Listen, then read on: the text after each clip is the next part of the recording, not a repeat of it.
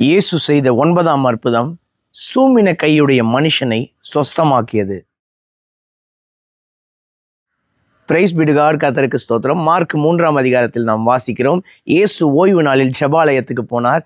அங்கே சூம்பின கையுடைய ஒரு மனுஷன் இருந்தான். அங்கே இருந்த வேத பாரகர் பரிசேயர் எல்லாம் இயேசுவின் மேல் நோக்கமாயிருந்தார்கள். காரணம், இந்த ஓய்வு நாளில் இயேசு ஏதாவது ஒரு அற்புதம் செய்தால் அவர் மேல் குற்றம் சாட்டி விடலாம் என்று அவர் மேல் நோக்கமாயிருந்த போது, இயேசு அந்த சூம்பின கையுடைய மனுஷனை பார்த்து, நீ எழுந்து நடுவே நில் என்று சொல்லிவிட்டு ஒரு பவர்ஃபுல்லான ஒரு கேள்வியை கேட்கிறார்ல, எது நியாயம்?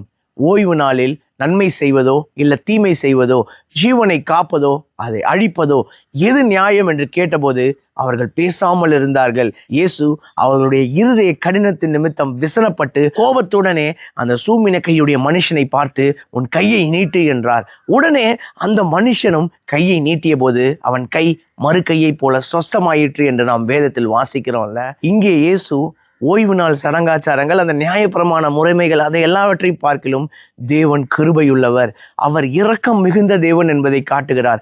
இது ஒரு பக்கம் இருந்தாலும் அந்த சூம்பின கையுடைய மனுஷனை யோசிச்சு பாருங்களேன். உன் கையை நீட்டு என்று இயேசு சொன்ன போது அவன் சொல்லியிருக்கலாம், ஆண்டவரே இந்த கையை நீட்ட முடியாதுப்பா, வேணா நான் இந்த கையை நீட்டட்டா, பல வருஷமா இது சூம்பின கை, இது இப்படிதான் இருக்கும்னு சொல்லியிருக்கலாம்.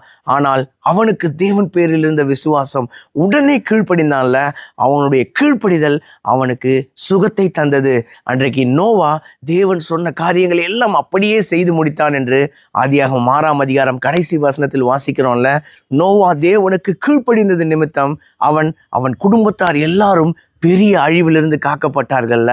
பலியை பார்க்கலும் கீழ்ப்படிதலும், ஆட்டுக்கடாக்களின் நினத்தை பார்க்கலும் செவி கொடுத்தலும் உத்தமம். நாமும் தேவனுக்கு பிரியமான கீழ்ப்படிதலோடு ஒரு பரிசுத்த வாழ்க்கை வாழ்வோம். தேவன் நம்மை நித்திய பாதைக்குள்ளாக நடத்துவார். என்னுடைய வாயின் வார்த்தை, என்னுடைய இருதயத்தின் தியானங்கள் கர்த்தருக்கு முன்பாக பிரீதியா இருக்கட்டும். கர்த்தருக்கு சித்தமானா இன்னொரு வீடியோ பதிவில் நாம் சந்திப்போம். God bless you all. Thank you so much.